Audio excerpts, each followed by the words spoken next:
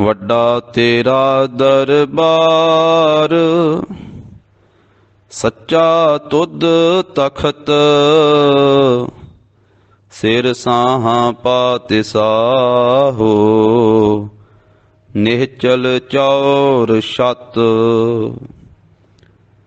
ਵਾਹਿਗੁਰੂ ਜੀ ਕਾ ਖਾਲਸਾ, ਵਾਹਿਗੁਰੂ ਜੀ ਕੀ ਫਤਿਹ। ਅੱਜ ਧੰਨ ਧੰਨ ਸਤਵੇਂ ਪਾਤਸ਼ਾਹ ਸ੍ਰੀ ਗੁਰੂ ਹਰਿਰਾਏ ਸਾਹਿਬ ਮਹਾਰਾਜ ਜੀ ਦਾ ਗੁਰਿਆਈ ਪੁਰਬ ਹੈ। ਸਤਿਗੁਰੂ ਸਤਵੇਂ ਪਾਤਸ਼ਾਹ 1644 ਈਸਵੀ ਨੂੰ ਗੁਰਤਾ ਗੱਦੀ ਦੇ ਤਖਤ ਤੇ ਸੋਭਨੀਕ ਹੋਏ। ਲਗਭਗ 14 ਕੁ ਸਾਲ ਦੀ ਆਪ ਜੀ ਦੀ ਸਰੀਰ ਕਾਰਬਲਾ ਸੀ, ਕਿਉਂਕਿ 1630 ਈਸਵੀ ਸਨ ਨੂੰ ਆਪ ਜੀ ਦਾ ਪ੍ਰਕਾਸ਼ ਹੋਇਆ। 1644 ਈਸਵੀ ਨੂੰ ਆਪ ਜੀ ਨੂੰ ਛੇਵੇਂ ਪਾਤਸ਼ਾਹ ਗੁਰੂ ਹਰਗੋਬਿੰਦ ਸਾਹਿਬ ਮਹਾਰਾਜ ਜੀ ਨੇ ਸ੍ਰੀ ਕੀਰਤਪੁਰ ਸਾਹਿਬ ਦੇ ਵਿੱਚ ਗੁਰਤਾ ਗੱਦੀ ਦਾ ਤਖਤ ਬਖਸ਼ਿਆ। ਆਪ ਜੀ ਦੇ ਪੂਜਨੀਕ ਪਿਤਾ ਧੰਨ ਧੰਨ ਬਾਬਾ ਗੁਰਦਿੱਤਾ ਜੀ, ਆਪ ਜੀ ਦੇ ਪੂਜਨੀਕ ਮਾਤਾ ਧੰਨ ਧੰਨ ਮਾਤਾ ਨਿਹਾਲ ਕੌਰ ਜੀ, ਬਾਬਾ ਧੀਰਮਲ ਜੀ ਆਪ ਜੀ ਦੇ ਵੱਡੇ ਭਰਾ ਸਨ। ਸਤਿਗੁਰੂ ਹਰਗੋਬਿੰਦ ਸਾਹਿਬ ਮਹਾਰਾਜ ਜੀ ਸੰਸਾਰੀ ਰਿਸ਼ਤੇ ਵਿੱਚੋਂ ਆਪ ਜੀ ਦੇ ਸਤਿਕਾਰਯੋਗ ਦਾਦਾ ਜੀ ਲੱਗਦੇ ਸਨ। ਗੁਰੂ ਹਰਗੋਬਿੰਦ ਸਾਹਿਬ ਮਹਾਰਾਜ ਜੀ ਦੇ ਆਪ ਜੀ ਪੋਤਰੇ ਲੱਗਦੇ ਸਨ।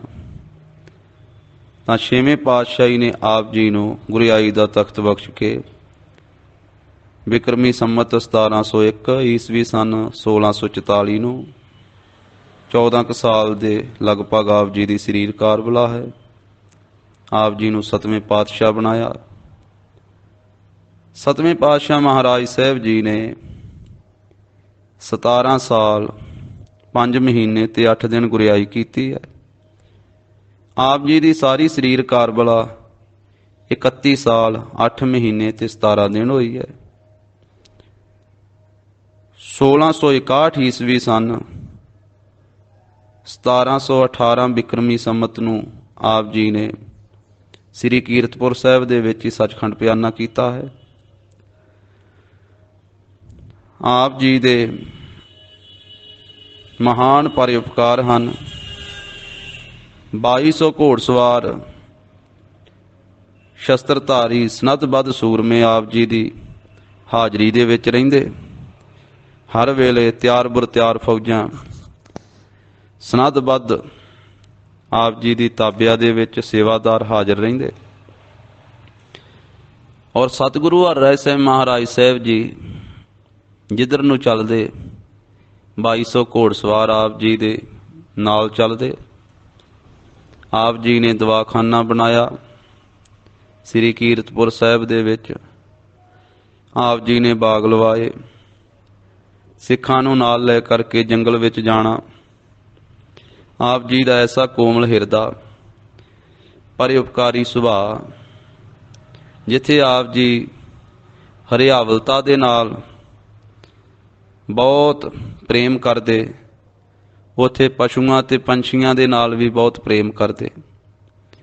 ਜੰਗਲ ਵਿੱਚ ਕੋਈ ਜਾਨਵਰ ਫੱਟੜ ਹੋਣਾ, ਕੋਈ ਪਸ਼ੂ ਕੋਈ ਪੰਛੀ ਜ਼ਖਮੀ ਹੋਣਾ, ਸਿੱਖਾਂ ਨੂੰ ਨਾਲ ਲੈ ਕੇ ਉਸ ਨੂੰ ਜਿਉਂਦੇ ਨੂੰ ਫੜ ਕੇ ਲੈ ਕੇ ਆਉਣਾ, ਸ੍ਰੀ ਕੀਰਤਪੁਰ ਸਾਹਿਬ ਵਾੜੇ ਦੇ ਵਿੱਚ ਛੱਡਣਾ। ਜਦੋਂ ਉਹਨੇ ਪੂਰਾ ਠੀਕ ਹੋ ਜਾਣਾ, ਰਾਜੀ ਹੋ ਜਾਣਾ, ਉਸ ਨੂੰ ਵਾਪਸ ਫੇਰ ਜੰਗਲ ਵਿੱਚ ਛਡਾ ਦੇਣਾ। ਆਪ ਜੀ ਨੇ ਦੁਆਬੇ ਦੇ ਵਿੱਚ ਸ੍ਰੀ ਕਰਤਾਰਪੁਰ ਸਾਹਿਬ ਦੀ ਧਰਤੀ ਤੇ ਵੀ ਕੁਝ ਸਮਾਂ ਪੜਾ ਰੱਖਿਆ। ਸੰਗਤਾਂ ਨੂੰ ਦਰਸ਼ਨ ਦੇ ਕੇ, ਉਪਦੇਸ਼ ਦੇ ਕੇ ਨਿਹਾਲ ਕੀਤਾ। ਆਪ ਜੀ ਨੇ ਮਾਝੇ ਵਿੱਚ ਵੀ ਚਰਨ ਪਾਏ। ਸ੍ਰੀ ਗੋਇੰਦਵਾਲ ਸਾਹਿਬ ਵੀ ਆਪ ਜੀ ਆਏ। ਸ੍ਰੀ ਖਡੂਰ ਸਾਹਿਬ ਜੀ ਆਪ ਜੀ ਪਹੁੰਚੇ। ਸ੍ਰੀ ਅੰਮ੍ਰਿਤਸਰ ਸਾਹਿਬ ਵੀ ਗੁਰੂ ਹਰਿਰਾਏ ਸਾਹਿਬ ਮਹਾਰਾਜ ਸਿੱਖਾਂ ਸੇਵਕਾਂ ਸਮੇਤ ਆਏ। ਔਰ ਮਾਲਵੇ ਦੇ ਵਿੱਚ ਵੀ ਆਪ ਜੀ ਨੇ ਚਰਨ ਪਾਏ।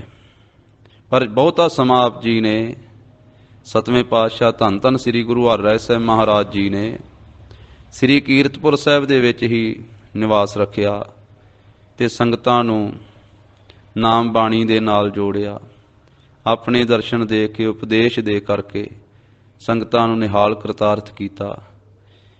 ਆਪ ਜੀ ਦੇ ਪਾਵਨ ਪਵਿੱਤਰ ਜੀਵਨ ਦੇ ਬੇਅੰਤ ਚੋਜ ਕੌਤਕ ਹਨ ਜੋ ਆਪ ਜੀ ਨੇ ਸਿੱਖ ਸੰਗਤਾਂ ਨੂੰ ਉਪਦੇਸ਼ ਬਖਸ਼ਿਆ।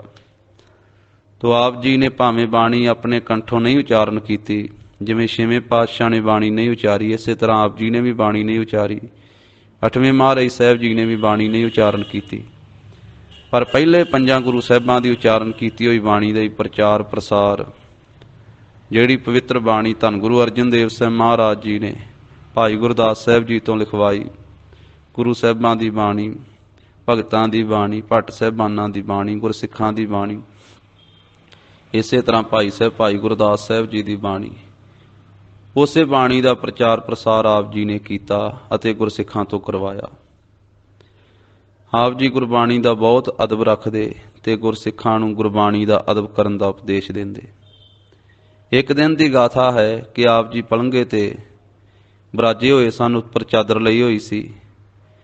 ਸੰਗਤ ਦਾ ਜਥਾ ਕੀਰਤਨ ਕਰਦਾ ਕਰਦਾ ਆਇਆ ਤੇ ਆਪਸ ਵਿੱਚ ਵਿਚਾਰ ਕੀਤੀ ਕਿ ਆਪਾਂ ਚੁੱਪ ਕਰਕੇ ਮਹਾਰਾਜ ਦੀ ਹਾਜ਼ਰੀ ਵਿੱਚ ਜਾਈਏ, ਗੁਰੂ ਸਾਹਿਬ ਬਿਰਾਜੇ ਹੋਏ। ਵਿੱਚੋਂ ਸਿੱਖ ਕਹਿਣ ਲੱਗੇ, ਨਹੀਂ, ਆਪਾਂ ਕੀਰਤਨ ਕਰਦੇ ਇਸੇ ਤਰ੍ਹਾਂ ਜਾਈਏ, ਮਹਾਰਾਜ ਖੁਸ਼ ਹੋਣਗੇ, ਬਾਣੀ ਪੜ੍ਹਦਿਆਂ ਜਾਈਏ। ਬਾਣੀ ਪੜ੍ਹਦੇ ਕੀਰਤਨ ਕਰਦੇ ਜਦੋਂ ਗਏ, ਸਤਿਗੁਰੂ ਕਾਹਲੀ ਨਾਲ ਉੱਠੇ। ਮਹਾਰਾਜ ਸਾਹਿਬ ਜੀ ਦਾ ਗੋਡਾ ਪਲੰਘੇ ਦੀ ਬਾਹੀ ਦੇ ਨਾਲ, ਪਾਵੇ ਦੇ ਨਾਲ ਵੱਜਾ, ਸੱਟ ਲੱਗੀ, ਚੋਟ ਲੱਗੀ।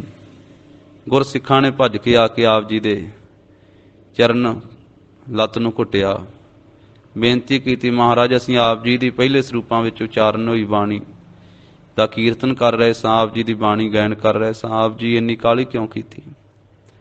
ਮਹਾਰਾਜ ਆਪ ਜੀ ਬਿਰਾਜੇ ਰਹਿੰਦੇ ਜਾਂ ਪਲੰਘੇ ਤੇ ਬੈਠੇ ਰਹਿੰਦੇ। ਸਤਿਗੁਰੂ ਕਹਿਣ ਲੱਗੇ, ਗੁਰਸਿੱਖੋ ਨਹੀਂ, ਜੇ ਅਸੀਂ ਗੁਰਬਾਣੀ ਦਾ ਅਦਬ ਨਹੀਂ ਕਰਾਂਗੇ ਤੇ ਸਿੱਖ ਕਿਵੇਂ ਕਰਨਗੇ? ਗੁਰਬਾਣੀ ਦਾ ਕੀਰਤਨ ਹੁੰਦਾ ਹੋਵੇ ਤੇ ਅਸੀਂ ਉੱਚੇ ਥਾਂ ਤੇ ਬੈਠੇ ਰਹੀਏ। ਇਸ ਕਰਕੇ ਗੁਰਸਿੱਖੋ ਗੁਰਬਾਣੀ ਦਾ ਅਦਬ ਕਰਨਾ ਚਾਹੀਦਾ ਹੈ। ਜਿਹੜਾ ਸਿੱਖ ਗੁਰਬਾਣੀ ਦਾ ਅਦਬ ਨਹੀਂ ਕਰਦਾ ਉਹ ਸਾਡਾ ਸਿੱਖ ਹੀ ਨਹੀਂ ਹੈ।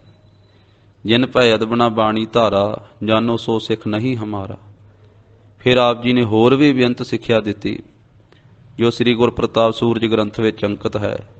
ਮਹਾਰਾਜ ਕਹਿਣ ਲੱਗੇ, ਸੰਸਾਰ ਅੱਗ ਦਾ ਸਾਗਰ ਹੈ, ਗੁਰਬਾਣੀ ਇਹਦੇ ਤੋਂ ਤਾਰਨ ਵਾਲੀ ਜਹਾਜ਼ ਦੀ ਨਿਆਈ ਹੈ, ਬੇੜੀ ਦੀ ਨਿਆਈ ਹੈ। ਭਵ ਅਗਨੀ ਸਾਗਰ ਕਹੋ ਤਰਨੀ, ਸਤਿਗੁਰ ਸਿੱਖਣ ਕੋ ਸੁਖ ਕਰਨੀ। ਗੁਰਬਾਣੀ ਸਤਿਗੁਰੂ ਜੀ ਦੇ ਸਿੱਖਾਂ ਨੂੰ ਸੁਖ ਦੇਣ ਵਾਲੀ ਹੈ।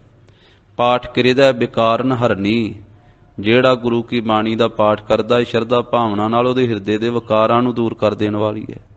ਹਰਨੀ ਤ੍ਰਿਸ਼ਨਾ ਸਿੰਘਣ ਬਰਨੀ, ਜਿਹੜਾ ਸਿੱਖ ਭਾਵਨਾ ਦੇ ਨਾਲ ਗੁਰੂ ਕੀ ਬਾਣੀ ਦਾ ਨਿਤਨੇਮ ਕਰਦਾ ਹੈ, ਬਾਣੀ ਨਾਲ ਪ੍ਰੇਮ ਕਰਦਾ ਹੈ, ਬਾਣੀ ਪੜ੍ਹਦਾ ਸੁਣਦਾ ਹੈ, ਤ੍ਰਿਸ਼ਨਾ ਰੂਪੇ ਹਿਰਨੀ ਨੂੰ ਖਾ ਜਾਣ ਵਾਲੀ ਸ਼ੇਰ ਦੀ ਨਿਆਈ ਹੈ। ਜਿਵੇਂ ਸ਼ੇਰ ਹਿਰਨੀ ਦਾ ਸ਼ਿਕਾਰ ਕਰ ਲੈਂਦਾ, ਇਸੇ ਤਰ੍ਹਾਂ ਗੁਰੂ ਕੀ ਬਾਣੀ ਸਿੱਖ ਦੇ ਅੰਦਰੋਂ ਹਿਰਨੀ ਤ੍ਰਿਸ਼ਨਾ ਨੂੰ ਖਤਮ ਕਰ ਦਿੰਦੀ ਹੈ। ਹਰਨੀ ਤ੍ਰਿਸ਼ਨਾ ਸਿੰਘਣ ਬਰਨੀ, ਬਰਨੀ ਗੌਰ ਦੁੱਖ ਤਰ ਕਹੁ ਕਰਨੀ। ਗੁਰੂ ਸਾਹਿਬ ਜੀ ਨੇ ਗੁਰਬਾਣੀ ਵਰਣਨ ਕੀਤੀ ਹੈ ਤੇ ਦੁੱਖਾਂ ਰੂਪੀ ਰੁੱਖਾਂ ਨੂੰ ਪੁੱਟਣ ਵਾਸਤੇ ਹਥਨੀ ਦੀ ਨਿਆਈ ਹੈ। ਕਰਨੀ ਕਹਿੰਦੇ ਹਥਨੀ ਨੂੰ। ਬਰਨੀ ਗੌਰ ਦੁੱਖ ਤਰ ਕਹੁ ਕਰਨੀ, ਕਰਨੀ ਗਿਆਨ ਅਗਨ ਕਉ ਅਰਨੀ। ਗਿਆਨ ਰੂਪੀ ਅੱਗ ਨੂੰ ਪ੍ਰਗਟ ਕਰਨ ਵਾਸਤੇ ਇਹ ਲੱਕੜ ਦੀ ਨਿਆਈ ਹੈ। ਬ੍ਰਹਮ ਗਿਆਨ ਰੂਪੀ ਅਗਨੀ ਨੂੰ ਪੈਦਾ ਕਰਦੀ ਹੈ ਸਿੱਖਾਂ ਦੇ ਅੰਦਰ। ਗੁਰੂ ਕੀ ਬਾਣੀ ਮਹਾਨ ਹੈ। ਤੋ ਆਪ ਜੀ ਨੇ ਮਹਾਨ ਹੀ ਪਰਉਪਕਾਰ ਕੀਤੇ।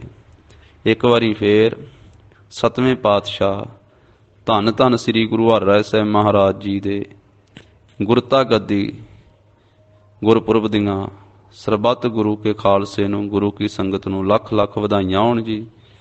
ਆਪ ਜੀ ਨੇ ਸ੍ਰੀ ਕੀਰਤਪੁਰ ਸਾਹਿਬ ਦੇ ਵਿੱਚ 1644 ਈਸਵੀ ਸਨ ਨੂੰ 1701 ਬਿਕਰਮੀ ਸੰਮਤ ਨੂੰ ਗੁਰਤਾ ਗੱਦੀ ਦੇ ਤਖਤ ਤੇ ਸੋਭਨੀਕ ਹੋਣਾ ਕੀਤਾ। ਤੋ ਮਹਾਰਾਜ ਸਾਹਿਬ ਜੀ ਕਿਰਪਾ ਕਰਨ, ਗੁਰੂ ਸਾਹਿਬ ਜੀ ਦਾ ਉਪਦੇਸ਼ ਸਿੱਖਿਆਵਾਂ ਸਾਡੇ ਹਿਰਦੇ ਵਸਣ। ਵਾਹਿਗੁਰੂ ਜੀ ਕਾ ਖਾਲਸਾ, ਵਾਹਿਗੁਰੂ ਜੀ ਕੀ ਫਤਿਹ।